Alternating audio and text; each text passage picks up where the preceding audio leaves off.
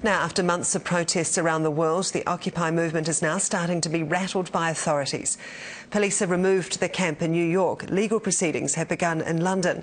And here in New Zealand, councils are threatening action. So, after all this, have the protesters achieved what they were hoping for? Joining me now is Joel, a member of Occupy Wellington, who has until tomorrow, I understand, to respond to the council with a leaving date. Joel, good morning. What are you likely to do? Will you respond to the council?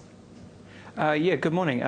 I guess for us, we're part of a global movement reacting to a global problem, and that's sort of coming through in Wellington, locally in Whanganui-a-Tara. We're going to respond to them and engage with them. I mean, the starting point is sending letters backwards and forwards isn't really a good way of actually facilitating a discussion. So, I mean, part of it is actually saying, hey, we're happy to come and talk to council, or we're happy for council to come and join our General Assembly and talk with us. What's the end game here, Joel? What do you hope to achieve by protesting? I think it's really important that we break with the idea that we have a fixed start and end date, that we have a fixed idea of what we're actually going to achieve, because I think that's quite limiting. I mean, really, from what we see ourselves as being is the start of an idea, the start of a project, the start of a challenge. We don't see ourselves as the end of it. Well, I guess if you look at one of our most famous protest movements back in '81, it was the Halt All Racist Tours movement, HART. It achieved what it set out to do. You've raised a point. You've made your point. Why not leave it there? You can't just roll on forever, surely. Well, the system itself, capitalism in its economic, social and cultural forms is still here. I mean, we've raised the point clearly that there's a problem, but the problem hasn't been sorted out. I mean, if you're looking at the bankers worldwide, they're getting bigger bonuses than they ever have before. The problem is still here. If you look at the debt bubble in New Zealand, the housing bubble, that's still there. It's about as big as it was just before the crisis. But a bunch of tents in Wellington, Dunedin and Auckland is hardly likely to influence bankers, is it? Well, no, but it's a start. I mean, if you don't start, then how are you going to start? I mean, that's what this is to start with. And we've had a huge positive response from people coming through. You've also had a lot of negative response. People say that the camps in Dunedin and Wellington and Auckland look shambolic. They're a mess. There are tents everywhere. Tents are messy. I mean, they are, and they're not particularly hygienic when you're all camped out. How's it not hygienic? It's not hygienic. Well, they've had tests. They've talked about that. Well, people urinating outside the tents. It's not. It's temporary housing outside Parliament. It's temporary housing in Aotea Square. It's not great. I've heard people have started out and said that it's just a bunch of young people smoking marijuana. We're an alcohol and drug-free space.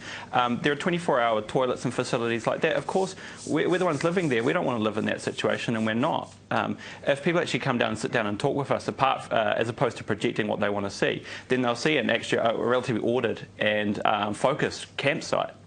OK, how is it that you can protest? What do you do normally that allows you to spend time protesting? Well, I think the situation I'm in that allows me to do what I'm doing, which I do have employment, but I don't think that's the big issue. I think the fact is that this is a priority for myself and a whole bunch of other people. People have spare time, some people do sport, and some people feel that they've actually got to sit down and sacrifice a bit of their spare time to actually start making a difference. OK, we also talk about how our economy has stalled. You know, New Zealand's been through a recession, we're all hurting. Alternatively, you could get jobs and try and drive the economy. Continuing with the status quo is actually just continuing with the problem. Most of the people there have jobs, and the people who don't have jobs are there because there's structural unemployment. If you go back and read what Don Brash used to talk about, he talked about a 5% unemployment threshold as being a pretty good way of balancing people's desire for higher wages with the anger that happens when you reach a certain level of unemployment. So, I mean, we had a point where there were a couple of tens of thousands of unemployed. Now we've got 200 unemployed. Yeah, I take your point. Yeah, there is high unemployment, absolutely. Who do you feel that you represent? We keep hearing about this 99%. Who are they? The 99% is as much an idea. It's the 1% are those who have control and direction over the economy and the way in which society is run, and the 99% are those who are not. We don't claim to speak on behalf of the entire 99%. That's crazy. But we are a part of the 99%. We're a conscious element saying, actually, we need to challenge the way in which our society is run, the lack of actual real democracy politically and economically within society.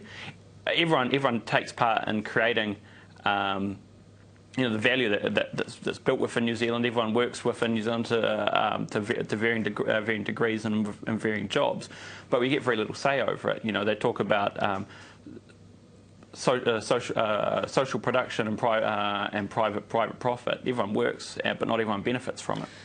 Okay, Joel, just quickly, you're there for the long haul, do you think? Yeah, I think we are. But the starting point is that we're constantly going to reflect on what we're doing. People are welcome to come down to our General Assemblies or look on our website, occupywellington.wordpress.com. Okay. It's a discussion as much as anything else. All right. Joel, from the Wellington protests, thank you. Cheers.